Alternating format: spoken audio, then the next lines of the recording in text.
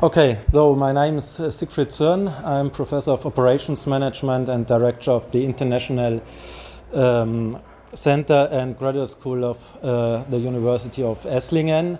And today I conducted a workshop here at FabLab in Makandura on system thinking applied to Industry 4.0.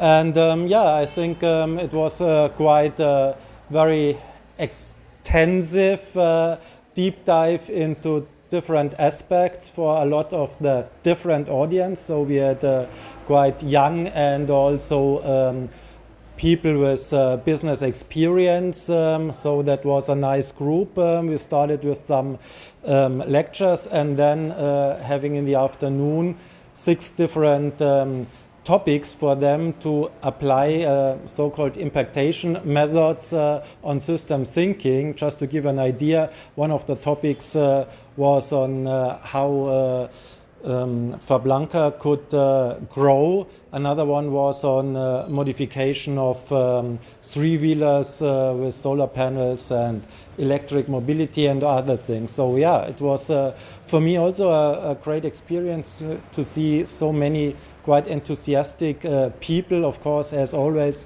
too less time for a workshop. I think that's all for the moment.